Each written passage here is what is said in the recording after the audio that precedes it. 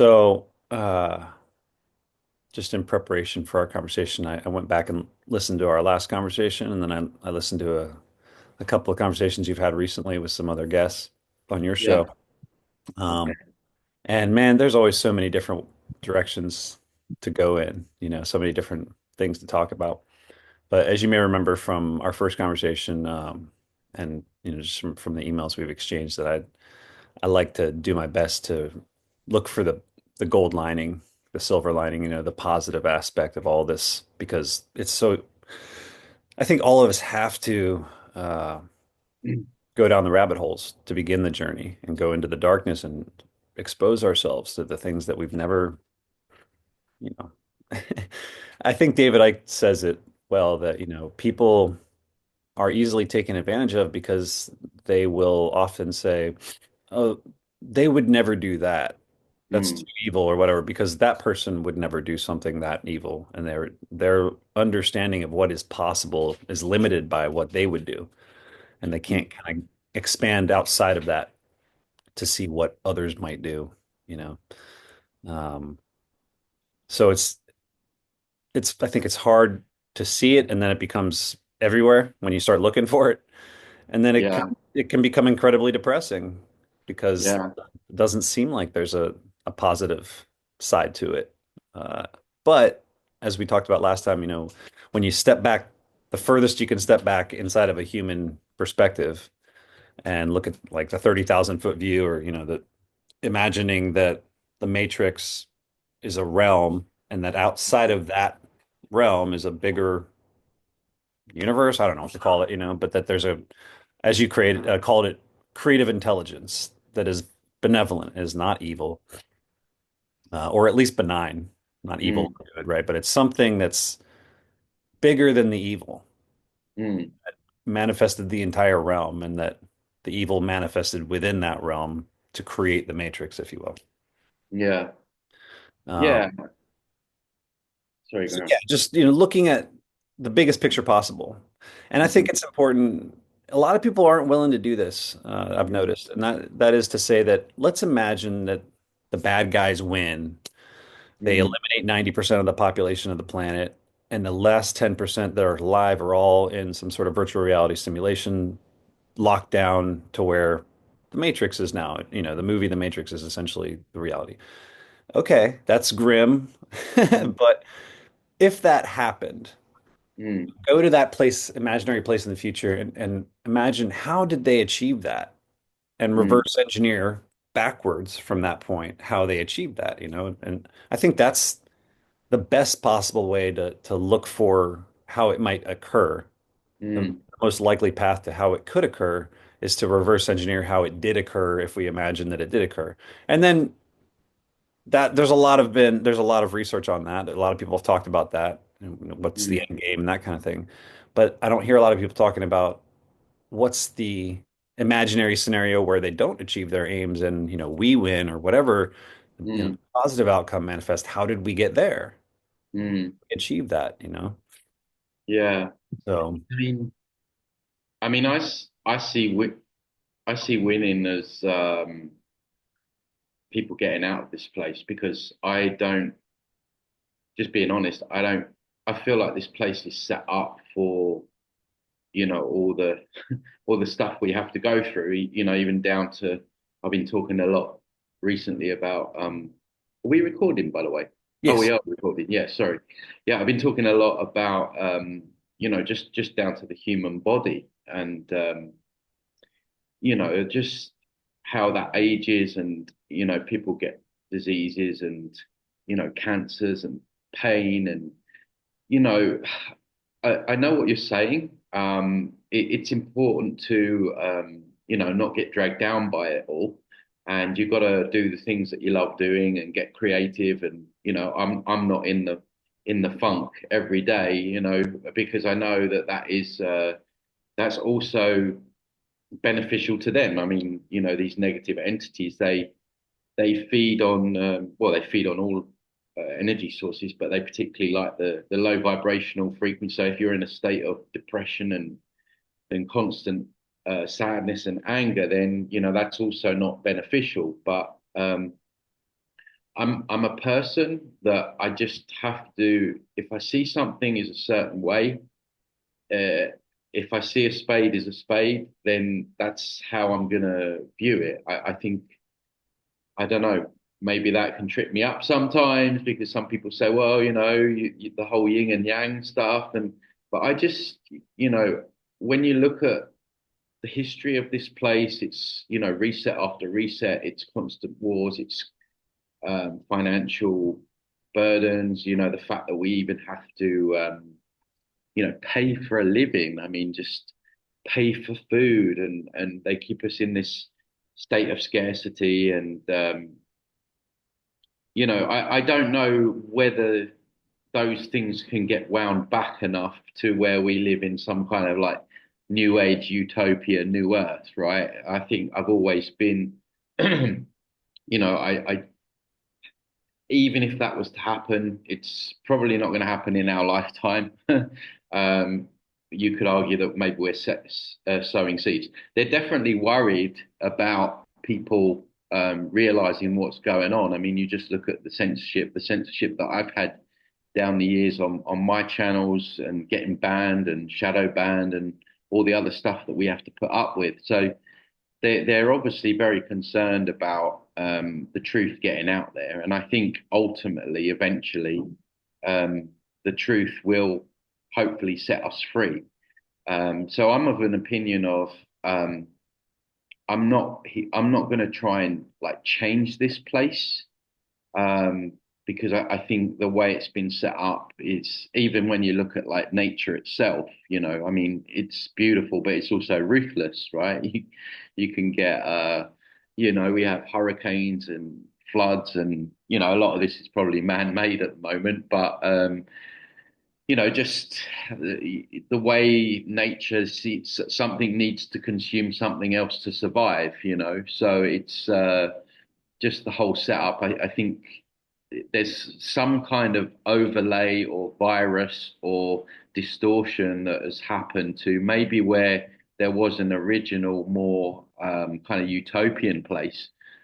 So really, where I'm at the moment is I'm not trying to change this place. I think winning is will involve us working out um, what's going on here, which leads us to working out what's going on when we pass over, and then making better decisions when we pass over in order to, bring this down from the inside out, and really, when you consider humans, we are incredible, powerful batteries, and we're powering this. I believe it to be like an AI program.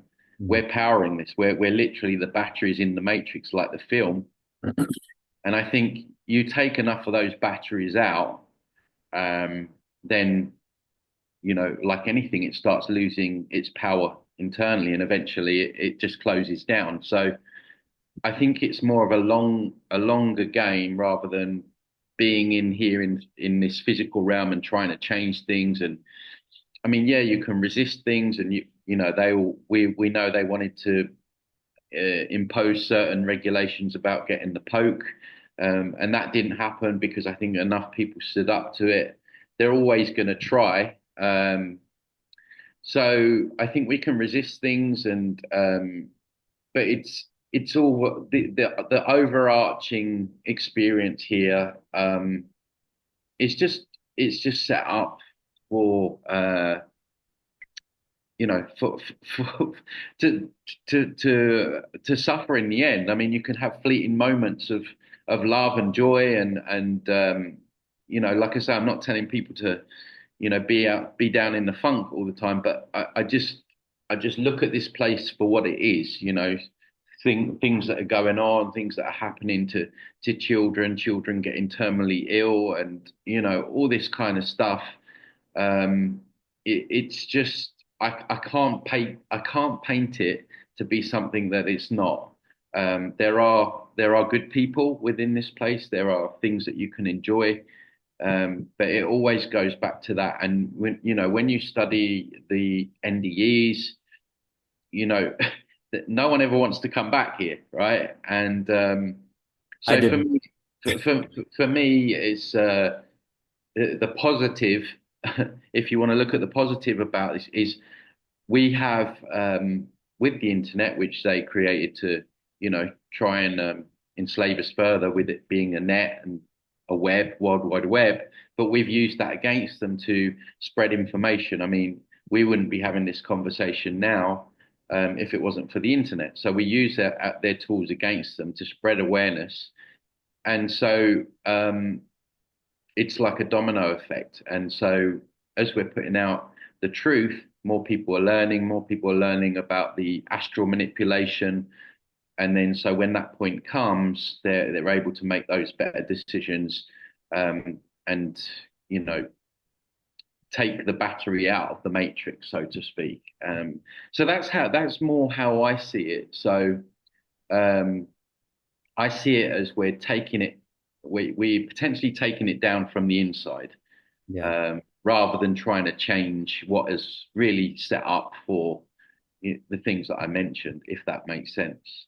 100%, brother. And I'm I'm familiar with that, with your perspective, with your take, and having followed your work, I can see, with the people that you speak to, the various people you review, and just to kind of provide your perspective on what their take is, that kind of stuff. Like I hear that, and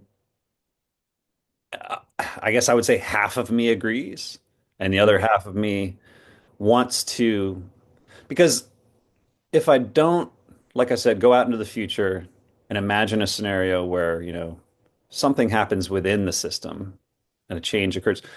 Undeniably, changes occur within the system. You can call them matrix upgrades or whatever, but we are being carried along a narrative, if you will, that's leading to either the 2030 agenda or the singularity or whatever outcome they're guiding things into is one possible future that's coming, or it'll be something else that will represent things that we'll want to see, the positive changes that we want. And I agree with you. I can do whatever I want out there, but the changes that actually change that are registerable as real changes in my life are ones that have come from my work inside of myself and Mm, my work, my efforts to alter my perspective mm, because I adopted the perspective, well, a dozen years ago because of research that that I came across that we don't actually have free will. mm, Or if we do, it boils down to our ability to say, I like what just happened or I don't like what just happened. Like that what happens happens as if we're watching a movie screen and we can get angry about it if we want, but there's nothing that we can do with our consciousness that can change the outcome of what's playing out in the movie, if you will, if that's how it works. mm, And in that, what I do have control over is just experiencing whatever I experience and feeling how I feel about it, and then just going, okay, I like what just happened or I don't. At the most basic level of decision making, that I can agree with what happened or I can disagree with it. But what happened happened, and I can't change anything. And so mm, it's up to me, and that's the internal work, the reorientation of my perspective to perceive things in a positive light or perceive things that, search. I have to search. And man, since our last conversation, it's been the hardest year and a half of my entire life with the various things I've experienced. And like Mark Devlin talks about a lot, like it seems like when people step further up into what would it be the spotlight, to mm. bring awareness, the more they get smacked down. And Yeah, yeah. that seems to be for him a proof that this Mhm. realm is set up that way. But Yeah. I would argue the opposite, that the more we take on, the more we're capable of taking on because we grow and we work and we become stronger, the more Mm, the realm will challenge us to see, mm. okay, you want to step up, you want to be better at what you want to be more pure, you want to be whatever. Here's the next level of challenges for you. Because if you But don't get, why do we have to? I mean, don't you get to a point where you're sick of all these challenges? I mean, it's just one challenge after another. yeah, When all I really want to do, and what most people want to do, is just live their life in peace and have great. great times, great experiences, be left alone. I want other people's to be left alone. I don't want to go out into the street and see people rummaging through bins. I want people to have abundance. So, it's kind of like I don't know, I mean, there's challenges, and then there's constant every day being like rattled, it's like every day you wake up they're doing something else or trying to impose some new law or some uh doing something with the weather, and it's just Nonstop. it gets to the point where, yeah, okay, I like a challenge to a point, but this is on a level where it's just I wouldn't have chosen this, it's just too there's too much of it every day. So Moment we again, wake up to the moment we go to sleep, right? It never ends. yeah, I mean, even to down to the very basic things. I mean, been thinking so much lately just about the body. I mean, the body really owns us when you think about it. We need to go to the toilet, we pee and poop, and we're always uh, having to maintain this vessel, which in the end is, is gonna become mortal. It's gonna go through decay and all the other stuff that we have to experience. And it's not like, I mean, maybe there is a way, but myself personally, I found it very difficult to do out of body and stuff. It's not like, oh, I don't like it, I can just leave. It's like it really is like a prison, really. And that's why they call them cells, prison, like cells in the body. Hmm. So you have the challenge of just maintaining your physical health. And some people have pains and aches that last a lifetime, and some it's just, I don't know, there's challenge, and then there's like, okay, right, this is this is beyond a joke now, you know what I mean? It's like a challenge is maybe I don't know, skydiving once in your life to overcome heights, or which would be my one because I can't stand heights, um, or something along those lines, a one-off, Yeah. a constant daily battle. Like, what? Okay, so what they're going to throw at us today? That kind of thing. It's I don't know. That's the way I see it. I hear you. I think about we are, and I don't, I definitely get accused in comments of being new agey, but if the definition of new agey is that we agreed to come in here and sign some sort of soul contract, that I hear that whenever someone is referred to as new agey, that's often what they're being accused of, is that they have the perspective that this was a choice that we made to come in Mm, here and we're learning things by choice. I don't feel that way. I no. feel like we are a developing consciousness that's basically as intelligent as a speck of dirt in comparison to the divine, that it wasn't a choice to come in here any more than a baby chooses to develop in the womb. Mm, Like they get there and they're there and they're in the situation. They have no idea how they got there. They're not aware of any, you know, contract to come in or any of that stuff. It's like we are here and we have no idea what's going on because we don't have the level of intelligence yet to understand the picture. And so mm. from within our ability to understand, everything looks the way that it does because we don't have the bigger picture, the full story. But when you say like don't have the bigger picture, like, and we don't understand, I mean, I don't know. I feel like I do. Like, I, again, just calling a spade a spade. I see things going on. Um, as I mentioned, like all the constant wars and all the Yeah. things that we go through, and being kept in scarcity, and the way, as I said, like nature operates. And don't get me wrong, it can look beautiful. I love walking in nature. I'm not, but I'm just saying that when you just look at it bluntly and plainly, uh, uh, it just it's obvious that it's not. It's it's not the best place that you could be. And I don't know. I just see those things, and I feel like it's an easy thing to recognize. But I feel like people to some people to be able to cope with it, they need to maybe like dress it up in a way in which it's not. And yeah, in terms of like learning, conscious learning, and all that kind of stuff. Again, if you go back to the NDEs and stuff,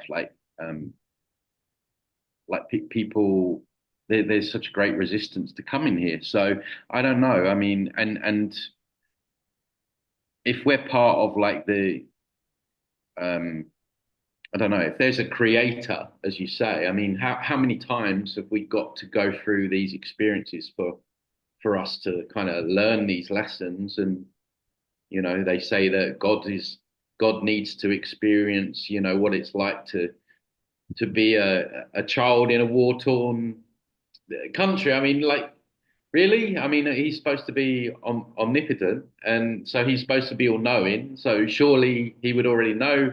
I refer to it as a he. I don't know what it is. I mean, I feel like the God here is an AI in this matrix. So within the boundaries of this matrix, that's the way I see it. I can't say that it's anything other than the farm that harvests our energy. All the films tell us that as well. And but I mean, was there an original blueprint that, like I say, has been overlaid, or an original earthly realm? I mean, when you look at films like Avatar, maybe they're telling us something there. Um, and I'm sure that in the whole of creation, there are good places, good beings, good realms where we don't go through things like this. So I'm not here saying that everything in existence is negative and but in this place where we are right now, I would say, yeah, the overarching theme is that of suffering. If you look at the etymology of some of the words, death has the word eat in it. Evil, when you reverse it, is love, and so it's all an inversion. It's all a distortion. So I just try and see things how they are, how I see things. And it's also the other thing as well. It's like the other inversion that I've really noticed in this place is that if you're a good, honest person and you try and do the right thing, you're not going to succeed in this place. Probably, it's always the liars, the cheaters, the people that want all the control, all the power, like those guys and girls that they have all the wealth, they have all the mansions, and then that they tell us about the karma thing. Yeah, so I just everything's back to front here, and maybe there was like I say, an original blueprint where it wasn't an inversion, and we had all this good stuff, and we maybe the body was different. I mean, who knows? But certainly where we are right now, it's a place that I personally don't want to be again. So I think a lot of people feel like that, Hmm. and yeah, for me, it's just learning. Okay, what's going on here? Trying to resist what they're trying to do here for future generations. Of course, we don't want our kids and our grandkids growing up where everyone's microchipped and all that kind of stuff. So it's kind of like doing the best that you can while you're here, but also at the same time really figuring out where this is all coming from, which is the astral realm, which is their playground basically for these entities, and where all the manipulation is to get us to come back round again, figuring all that stuff out, and then relaying that to people.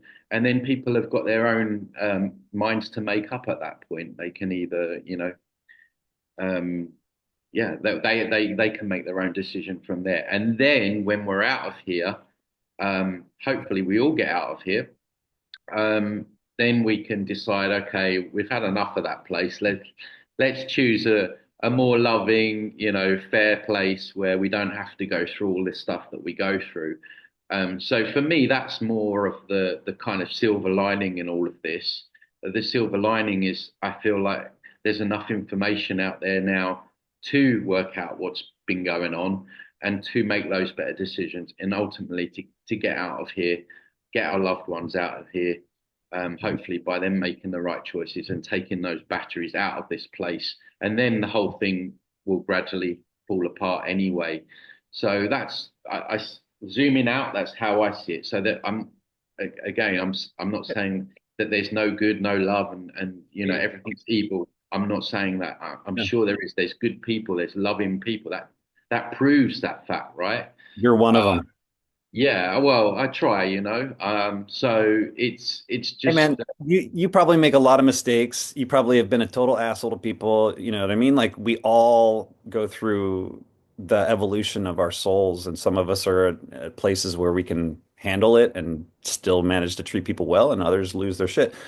I've yeah, I've been on this journey of what I perceive to be a purification of my humanity, like shedding myself of the asshole inside of me and bringing out the good guy. yeah, I'm like doing such a great job. I'm kicking ass. And then a year and a half ago, I was shown through a series of experiences for the past year and a half that like I have so much work to do, man. I've got so mm, much stuff that I didn't even know that I didn't know, much less yeah. stuff I knew that I just wasn't avoiding, right? Like, man. But people But I that, wonder, again, like I get it, we'll try and improve. I'm not against trying to improve. I do have this thing with the whole self improvement thing. Like, why are we in a world where we need to constantly self improve from out and heal from stuff? It's like imagine that we didn't have all this manipulation going on, and our parents were loved and they weren't abandoned, and they weren't betrayed, and so they knew how to love and nurture. Like we wouldn't have all this generational trauma that we have to work through, and so again it's just another example of if things were in balance here, if our parents didn't have all the stresses of putting food on the table and then lashing out at their kids and smacking and hitting their kids, which is crazy when you think about it. It's like then our kids wouldn't grow up traumatized and damaged, and then there wouldn't be any assholes in the planet. It would be like a utopia, But the system puts so much pressure on parents, and I don't have kids, but I don't know how people are surviving with kids right now. I mean, it's just I see these families and I'm like, wow, that's a huge outlay, like right now having kids financially. So there's so much pressure on parents, and they've got to deal with what their parents did to them, who had to deal with what their parents did to them. Um, and so again, if you think about this place, if it was a more loving, peaceful, we didn't have all the stresses and strains, people wouldn't turn to things like drugs and alcohol, and people would just be naturally internally more peaceful and happy. And I'm not excusing the system for people being an asshole, but it does have an effect on people, right? And there's some people out there. I say in my work, a lot of people that are murderers and rapists, they're just hosted. They're not. They're just human vessels with an entity inside them. And when you research some of these cases from the survivors, they'll say the eyes turned black. The person wouldn't let me look them in the eyes, or they said look away. So we're in a reality where the most evil people aren't even actually human. So we have general humans with their traumas and all that kind of stuff, but then you have outright entities using bodies as a shell to masquerade. So a lot of the really bad people, they're not even part of the human. Funny, in it, the human race. They call it the human race. right. It's all in the language. What we're running to. Who Um, finishes first, and what does that mean? yeah, yeah. When you look at words, there's so much. When Love you it. unpack some of the words, some of the etymology in words, there's so many nuggets of gold in the spells, the spelling. In English in particular, right? Yeah, Like I've yeah, been exposed to Spanish a lot over the past 2 years, and it's really interesting to, I've studied guys that and ladies too that speak a number of languages. Santos Bonacci, if you're familiar with him, is one. He's yeah. He got lives down the road from me. I'm in Mexico. I speak Spanish as well, and again, in that language, there's some nuggets of gold. yeah, yeah, and seeing the similarities and differences between English and Spanish, where in the past it was all just blah blah blah. I didn't understand any of it. It just sounded like Charlie Brown's parents. But now I can, oh, that word sounds exactly like the English word. And I can see, yeah, I can see how English in particular was manifested as a system of control. Like, and it really is that powerful that the way that we manifest the phonemes to create the letters, to create the combinations of words and sentences is all controlling our frequency just with the words. It's Yeah. easy, which I just think it's fascinating and cool because yeah, it's totally screwed up and evil and whatever, but it's also just, I don't know, it's fascinating to me. It's magical. Yeah, I mean it's interesting. I mean I'm my nature is quite sadistic in the fact that I just find the dark so fascinating. Yeah. I mean it's evil, it's horrible. Don't get me wrong. I'm not down with it. I want it to end, but I just find it yeah I just find it all incredibly fascinating. And I think if I wasn't like that, I wouldn't be doing what I do. That's I beautiful. think it's human nature to be allured by the darkness in a way. I think there is kind of a morbid interest in things of the dark nature. Um, because maybe it's alien to us. I think left unchecked, um, and some of the films allude to this as well, that our spirits are, I think our natural state is joy. That's what I feel our natural state is. And probably yourself and other people listening may have experienced fleeting moments of that in life. Um, it is normally fleeting because even when you experience it, you're always looking over your shoulder, like what's going to happen next. You can never truly relax in this place. They're going to crash the market, or I'm going to get a call from a family member, someone's got sick. So even when you're flying high, so to speak, it's almost like you're always waiting for the rug pull. Do you know what I mean? There's always something, so you can never fully relax into that. But I would say that left unchecked, with all the energetic interference, and I just feel that we would just be joyful. And I think this place would be like a playground for us to explore, and all that kind of stuff. And the movie Soul alludes to that quite well. It's a Disney movie. I don't know if you've seen it, but they talk Familiar, about but I the haven't seen it. soul. They're talking about the soul trap basically in the kids movie. And all the souls in the film, they're just playful and joyful, and they're bouncing around, and they're not weighed down with the human body. And so I feel like that's our natural state. And yeah, I think this place makes it quite difficult for us to be in that state at all, and certainly to maintain it. I agree. And like you said, it's fleeting. I know from other conversations you've had that you've had a number of plant medicine experiences. And I think you talked about a specific acid experience where you felt connected to everything, that infinite love feeling, right? Where you're just Well, like, no, it wasn't that. I did a video on this recently because there was a video with Wayne Dyer and Julie McVeigh. They talked about, not merging with source.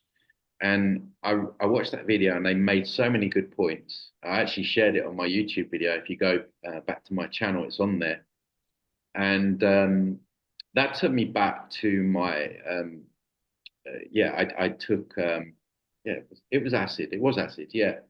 I wouldn't advise those things now. I don't take them now, but this was back, a good few years ago now. And I was on a beach with my best friend and or one of my best friends. And yeah, it was just like I merged with uh, something where, and this is the bit that got me, and didn't ask for my permission, right? Which was the first red flag, right? When I look back, I'm like, Hey, okay, man. so I'm now just merged with something, and I didn't ask to be merged with it. It's merged with me.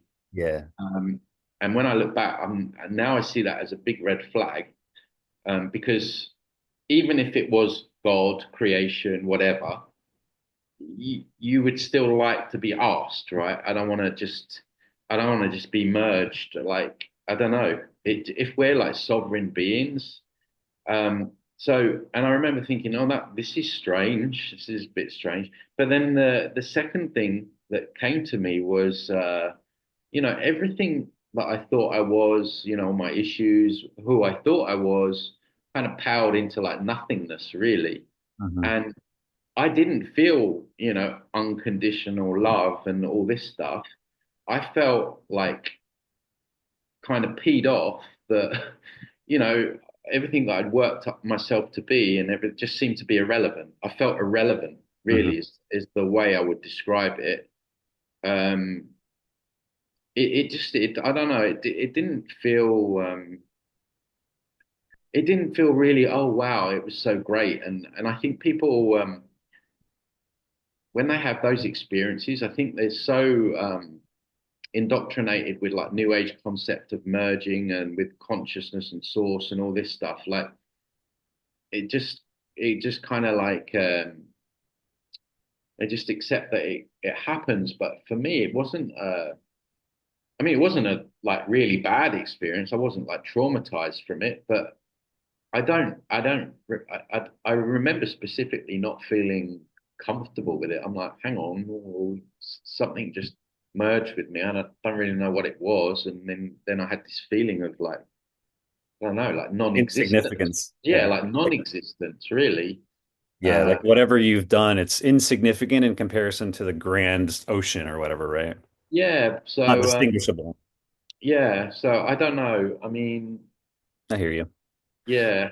I, so the reason I bring that up is that it's another thing you and Mark talked about a month ago or whenever you guys talked um, about how he's not familiar with people that are truth seekers that have had a near-death experience and have come back to say that it was a good thing, right? Hmm, That was the point he was making. And I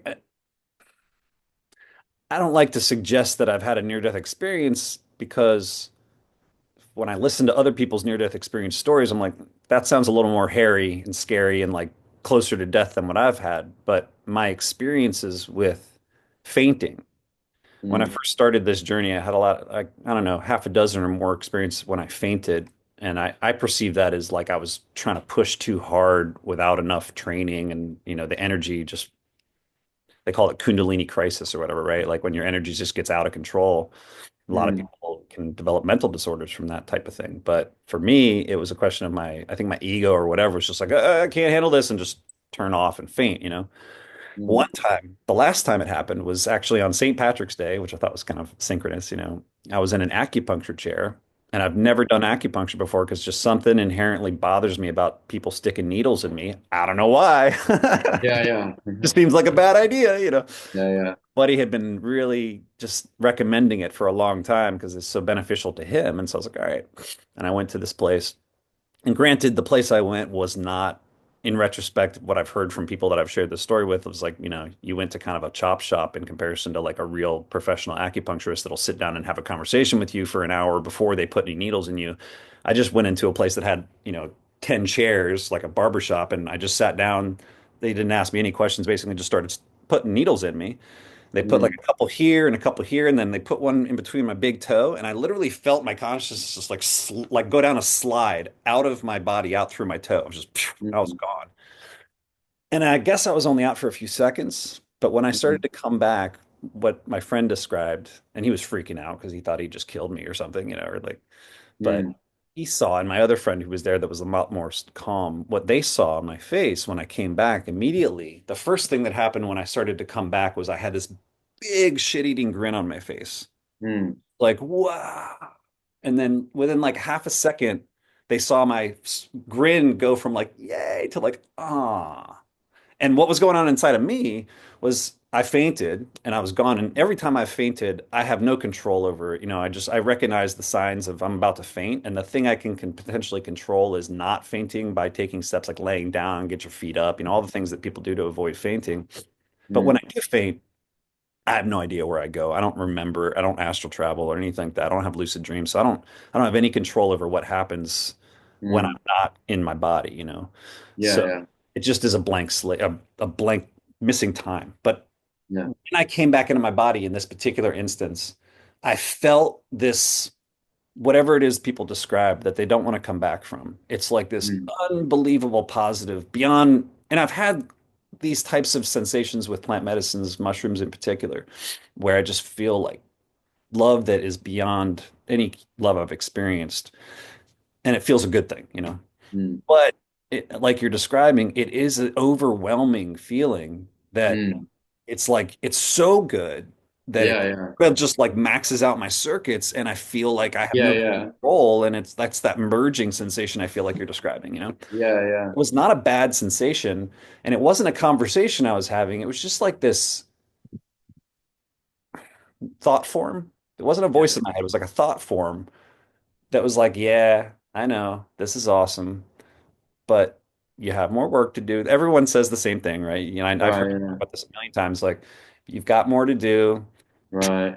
That old Stuff you chestnut. back in your body, like Yeah, that. yeah, I was like, no, I'm like, yeah. I'm coming back into my body. And as soon as I'm back in my body and I'm feeling the weight of the body in comparison Yeah, to yeah. liberation, I'm like, no.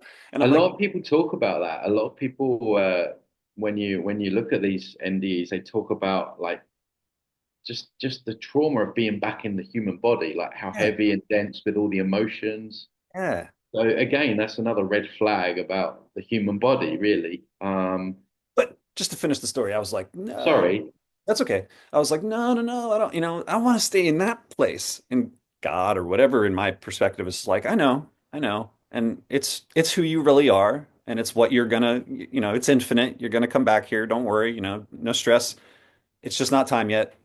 Mm. But it was Just never, trust us, dude. what's that? Just trust us, dude. Right. The only thing, it never felt evil to me. It never felt like I was like, But don't you okay, think the fact that he's telling you what to do is yeah, like a red flag? the I mean, way the way a parent would tell a child, like that yeah, doesn't, it's like yeah. it's like you're not done. Go back. Don't worry, you're gonna like when you come like it's almost like you're being ordered about, you know Mhm. what I mean? Yeah, and that tracks to me with being an undeveloped consciousness, like the same way that a child has to be guided by a parent, because otherwise they'll just walk off the edge of a cliff. But are you undeveloped or have you, just had your memory wiped and forgotten who you really are? And so then they use you that knowledge gap or that lack of sovereignty in that when we which we if you go we've probably all been through memory wipes, you lose that part of yourself, so then they're able to come in and play, guides, elders, whatever. Yeah, I hear you. Choose your favorite candy, whatever you. Right. And so they use that lack of knowledge that we have about self against us to order us around, direct us around. They appear to have more authority. They can make decisions about where we're going to go next. Or it's like, Yeah. yeah, Yeah, there's very little we have any control over, if anything, right? Um, but anyway, the experience itself for me was not a negative experience. It was a very positive experience and a very reaffirming experience for the journey I had been on, and that was in 2015. in but you 2020. say that, but you said that you didn't, when you came back, you're like, oh no, I don't want to be here. Yes. So at first I'm like, wow. And then immediately I'm like, no. And then it's like, okay, cool. I know. Like it's cool. Mm, Because I'm not unhappy here, like it sucks sometimes being here. But overall, since I started my journey in 2011, it keeps getting better and better for me, personally, inside of myself. My own perspective of even though things get harder and harder, the rewards, which to me are the realizations I have about where I still wasn't and where I now am, and that's the progress that I look at. And I put my attention on the progress I've made and do my best to learn from the mistakes. But it's not a situation where I don't want to be here. Uh, mm, I know from my experience that wherever we head is better than this. hmm. So that's positive to me that we're, however bad this might I be, think if we make the right decisions, that can be the case. But yeah, I think we have to be careful that we make the right decisions. 100%. 100%. Just to touch on the memory wipe thing, in a scenario, again, I'll probably be accused of being new agey because I come back to this, if it's not a soul trap, then it's probably some sort of education facility, like I don't know. But if it is an education facility and we are becoming a god or a child of God or whatever, something that has the power of God eventually once we mature and graduate or whatever. I know these things trigger a lot of people just talking like this, but just for the benefit of the thought, I don't feel, considering how little I know in comparison to what is knowable, I don't understand how this realm works, for instance, like it's beyond my capacity to understand. I know I can learn about nature and learn how things work, but like I'm not intelligent enough to design a matrix, for instance. No one is. It's bigger than any human being, one human being. Collectively, we can do it, you know, but if this is a situation where I'm learning whatever I'm learning in this lifetime as Patrick, and you're learning whatever you're learning as Tony, and that all of those experiences collectively for one lifetime represent less than 1% of the total human consciousness, if we're all one, if it's, if you and I are one consciousness living separate lives to gain the experiences that are necessary over the course of all human history, all human lives together combined, when finished, when ready to take out of the oven, will be equivalent to God or whatever, and then we can have free will, hypothetically, then it wouldn't be possible to, I feel like I learn what I learn and then I die. And if I take all of that information with me into the next life, then I'm going to make an ever smaller set of choices based on my previous experience. And so the possibilities of experiencing all that is possible with ignorance would be cut off because each lifetime I become wiser and wiser and make less and less I'd already, oh, I did that before. I'm not going to do that again. And so since I don't do that again, I don't see the other outcome of this slightly different version of the choice playing out in whatever way that I can't understand it as necessary in one human life, but across all human lives from the perspective of a God, all of these different outcomes need to be or are possible to be explored. And without all of those different perspectives, we won't have the full picture.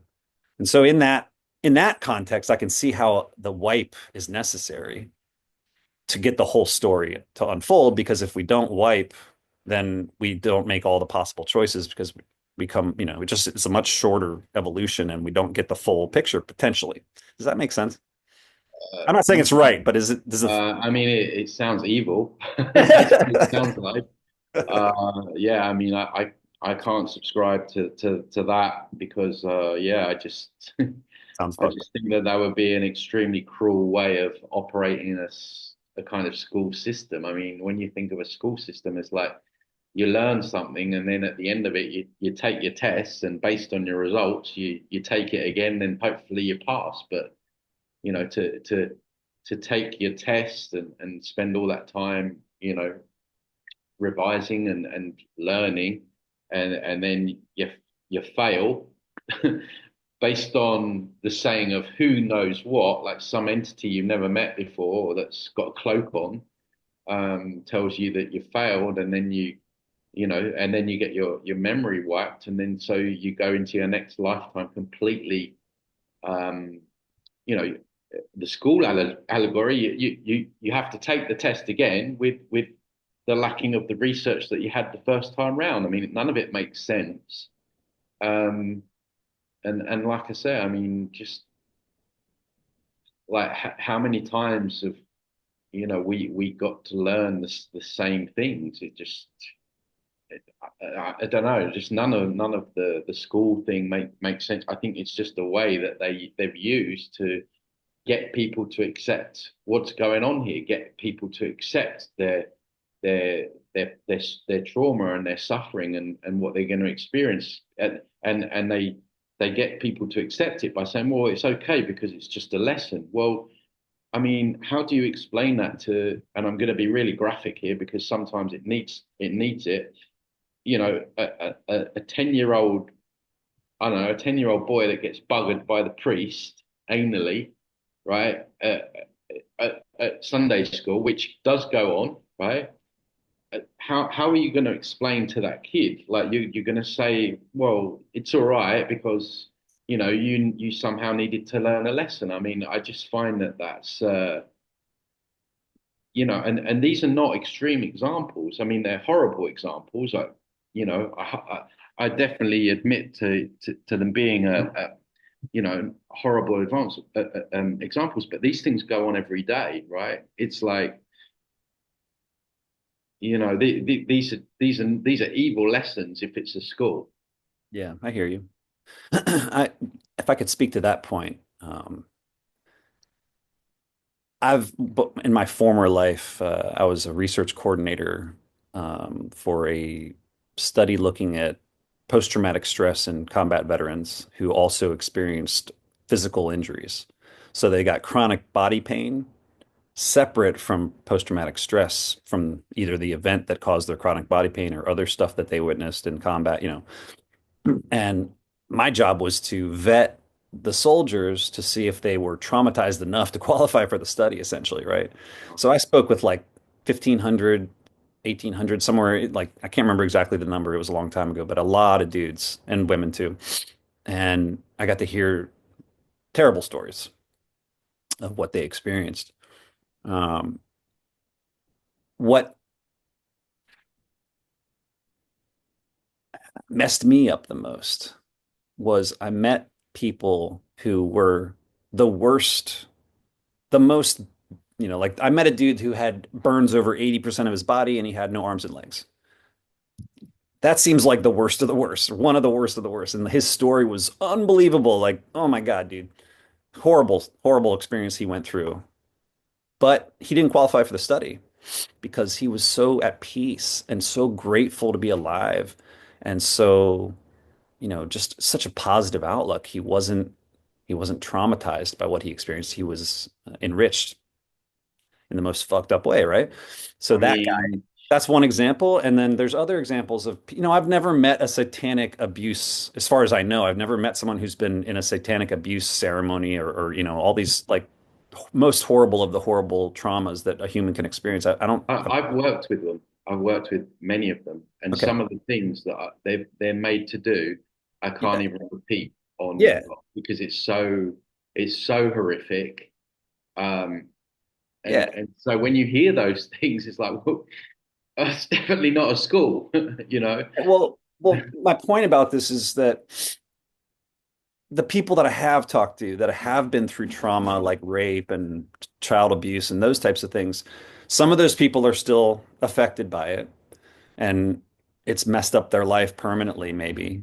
And other people who have decided to internalize it and work on it and figure it out uh, have overcome the trauma, and as a result of overcoming the trauma, have gained some sort of power, an increased empathy, and increased compassion, or something that they can use to help other people that have been traumatized, and that those people that can sit with the traumatized person and hold the space because they've actually been through it too.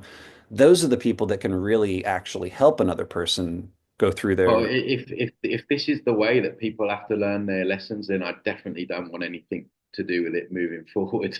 You know, if that's the way that this place is set up, that people have to be raped to learn empathy, then I mean, I don't want to be a part of this moving forward anyway, but I definitely don't want to be a part of it now. If No, I that's hear you. I mean, I'm not suggesting that's the only way to learn empathy. I'm just talking about there are cases And where what about the rapist? The rapist gets away scot-free does because well, that's an interesting assumption, like this person is supposed to learn a lesson. I mean, you know, what lesson is the rapist learning? Like he's just raped someone, so I so mean, imagine. it's all like really So fucked up. no, I know, I agree. And like you said, it's we got to talk about these things and it's an I mean, opportunity. it's good because it's given me the opportunity to break down the Earth is school. Yeah, yeah, no, My side of it, and obviously yeah, you're no, putting I in appreciate full it. And I context. mean, one of the things that I think about when I hear people say that, like the people that control the world, they have the best lives and they get away with everything. And it seems like the world is set up to encourage you to be evil, right? And so we make an assumption that whoever Rothschild is living a great life, that they're happy, but we don't know what it's like to be inside their consciousness. Imagine you're I, you, like just as a, I'm not saying that they're necessarily happy, but what I'm saying is they don't, you know, they don't have the everyday struggles that, you know, like I've lived in a lot of not third world countries, but you know, I just see people like collecting cans to recycle here. Some people going through bins. It's like they don't have all that to they worry don't. about, They which is the definitely don't. worst kind of, you know, the yeah. So you I, get my point. I don't know what it's like to I've never raped someone, right? So I don't know what it's like to live inside of a consciousness after the rape has occurred, being the rapist. I don't know what that's like. That might be the worst of the worst. And if for all I know. So I'm making an assumption that that person's getting away with it and they're not paying for any consequences of the choice to rape somebody or murder somebody or whatever. I don't think that that's a reasonable thing to assume that they're getting away with something. I don't know. I mean, you get people that murder that don't never spend a day in life in prison in their life, you know, and you get In a people that physical get prison, but they're yeah. inside of their own consciousness and they have to live with themselves. Imagine you're you, just as an experiment, you know, imagine you're you and you've never raped anybody and you're coerced into a lifetime where you are still Tony inside of Hitler, living Hitler's life, having to experience what it's like to be Hitler or some horrible person, and you're trapped in there. You can't do Mm, anything about it. mm, You just have to experience all this stuff as a like you're being tortured as Tony, being in a body that you have no control over. You have all these urges to rape little children and do all these horrible, but you're actually inside of that consciousness. You're stuck in there and being tortured. mm, I just imagine that as a potential scenario for these people that we think are getting all these benefits of taking advantage of everyone, but maybe they're worse off than all of us, and that the mm, person collecting cans, that life sucks too, no doubt. But at mm. least they're not living inside of a tortured consciousness where they're murdering Well, people. I mean, you don't know. I mean, a I lot of don't. them, yeah, yeah. I mean, it's one that could run all day, couldn't it? This one, but That's why I you know, love talking about it. I It just think, fascinates me. yeah, the Earth of School is straight out of the New Age for me, and Yeah, it's maybe so. very. I just find it very easy to debunk it, just based on the the the basis of the memory wipe alone. I mean, it's Yeah, just it cannot be a school if you're going to wipe someone's memory. Just literally cannot. maybe not. Maybe not. Okay, I want to go one more place with you if you'll indulge me. It's pretty Okay. dark, but Okay. really fun. Neither of us have children, so I feel like it's something that's easier for us to talk about than trying to talk to somebody who has children, because every man I've ever talked to describes that the moment they see their child, something inside of them changes, Hmm. and I feel like it's like a code that you unlock once you see the physical being that you've manifested, or something happens inside of the human that is like it's like a code change. because they Hmm. say that once they see that child, something changes inside of them, and basically the person they were before no longer exists, and now a new version of them exists where they are no longer the most important thing in their life. The child is the most important thing in their life. And Sure. every choice they make from then on out is based on that child's life, not their own life. Hmm. Okay, I I can't speak to that because I've never had a child. I am the parent of animals. So I can understand the love that I feel for my animals, that are Mm. my animals. Maybe I'm their animal for all I know. But something happens in the coding of the human being when the child is brought in. And if this is a soul trap, then two things I want to bring up that I'm just curious for your perspective on because I've never heard you talk about this. If it's a soul trap situation and it's not a school and all these things, it's just evil, then the answer that you've already alluded to for how do we actually get out of here is that it seems to me that in order for us to be free and liberated from this place, that every single human being that exists here has to die inside this place to be liberated Hmm. and no more humans here. Hmm. Only then will the soul trap no longer exist. Or maybe it'll Hmm. still exist, but we won't be in here. So if it's a Mm. soul trap, then the answer to the solution for the problem is that we all die, Mm. which seems fucked up and dark, but Well, we're all going to die anyway, we're all so going to die anyway. And that's so, no one's getting out of here alive. right, right. So I've never heard anybody talk about that though. Like, the inevitable end game of the soul trap concept is that all the humans have to stop being here in order for us to win the game or whatever, which just seems fucked up. And then the separate piece of that I want to speak about related to children is that aren't we, by choosing to have a child, aren't we willingly participating in trapping another soul?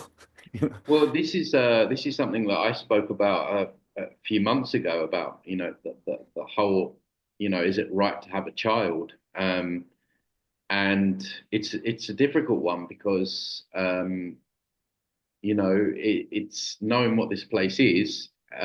For me personally, I would feel incredibly guilty knowing that I was I'm partly responsible for bringing a child to this place, knowing what maybe lies ahead, especially right now. I mean, things are so uncertain just on the physical playing field, but we're just with the child having a body and all the stuff that comes with that, and so I would find it very difficult. I mean, don't get me wrong, I would love the child to bits, and I already know I would sacrifice everything, and I feel like I'd be a very good father, wanting to protect and provide and all that stuff, which is I think natural to men. Um, so yeah, but I feel like maybe the soul would already being recycled here anyway would perhaps just go to another family anyway, even if I didn't decide to have the child. So that you could argue that that child would be recycled into another family if they weren't going to be recycled to me. So it's going to come back anyway. Why not make it come back with, you know, someone who's a little bit more clued up, a little bit more knowing, what this place is, so you can educate the child properly, and maybe that then gives that child the chance to get out. So that's one way of looking at it. That's how I kind of look at it. I think, but still, I don't know if I'll ever be a part of bringing a child into this world because I think every day I would just feel guilty to an extent. Right on. Well, I mean, the population's increasing. Mm. So where are they coming from if they're already here? Mm. Well, Seems they tell us that. I mean, who knows what the actual figures are? They lie right. about That's true. everything. Yeah. But it does seem that there's more humans here than there were in the past. But yeah, you're right. Like in my lifetime, I can't honestly say if the population's increased or not because like I can't see the whole population. All I can see is the Yeah. people around me but um separately from, you're potentially participating in trapping another soul while you're trying to free yourself, right? But then separately from that,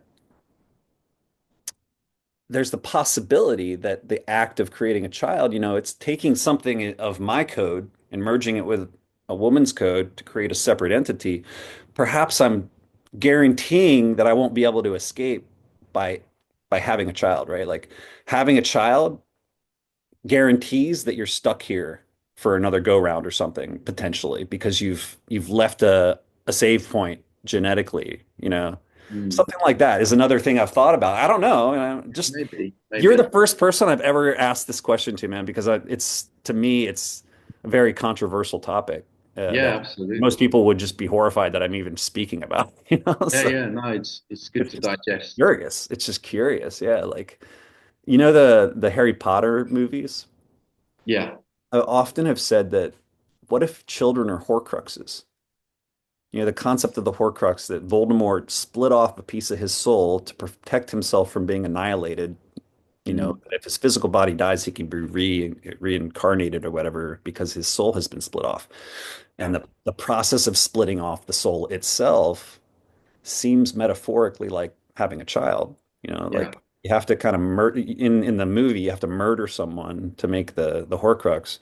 And in Yeah. a way, that, like I said earlier, like that version of you that existed before the child is essentially murdered by the new Mhm. version of you that comes in. You know, Yeah. I I don't don't know. know. Yeah, we could go all day for this. It's so dark, man. It's so Yeah. dark. But like you and I are fascinated by these things, and like I said, Yeah. I wanted to see. I just wanted to throw it out there. Yeah. Yeah. Good.